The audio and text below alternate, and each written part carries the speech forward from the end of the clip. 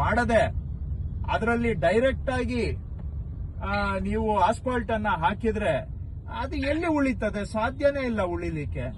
ಎಲ್ಲ ನಮ್ಗೆ ಬೇರೆ ಏನಾದ್ರೂ ನಾವು ಹಿಂಗಲ್ಲ ಹಿಂಗ್ ಮಾಡಿ ಅಂದ್ರೆ ಥಿಯರಿ ಲೆಕ್ಚರ್ ಕೊಡ್ತಾರೆ. ಕೆಲಸ ಮಾಡೋದು ನೋಡಿದ್ರೆ ಥಿಯರಿಗೂ ಕೆಲಸಕ್ಕೂ ಸಂಬಂಧನೇ ಇಲ್ಲ.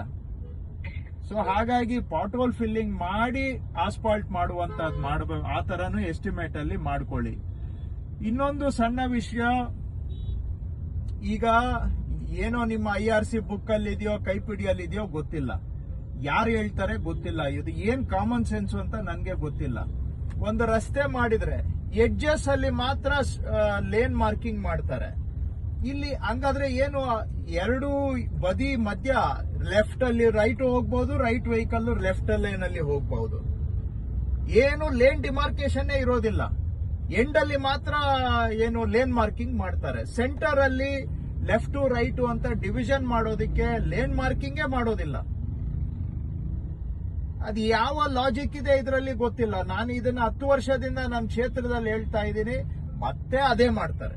ದಿನ ಬೆಳಿಗ್ಗೆ ಇದ್ದು ಇದೇ ಮಾಡ್ತಾರೆ. ನಾನೊಂದು 1000 ಸತಿ ಹೇಳಿರ್ಬೋದು. ಆದ್ರೂ ಅಲ್ಲಿ ಕೆಲಸ ಮಾಡುವಾಗ ಎಷ್ಟು ನಮ್ಮ ಇಂಜಿನಿಯರ್ಗಳು ತಲೆ ಅಪ್ಲೈ ಮಾಡೋದಿಲ್ಲ, ಎಷ್ಟು ಬ್ರೈನ್ ಡೆಡ್ ಆಗಿದೆ ಅಂದ್ರೆ, ನಾನು 1000 ಬಾರಿ ಹೇಳಿದ್ರು ಕೂಡ ಹೋಗ್ಬಿಟ್ಟು ಎಡ್ಜ್ ಅಲ್ಲಿ, ಎರಡು ಎಡ್ಜ್ ಅಲ್ಲಿ ವೈಟ್ ಲೈನ್ ಮಾರ್ಕಿಂಗ್ ಮಾಡ್ತಾರೆ ಬಿಟ್ರೆ ಸೆಂಟ್ರಲ್ ಲೈನ್ ಮಾರ್ಕಿಂಗ್ ಮಾಡೋದಿಲ್ಲ.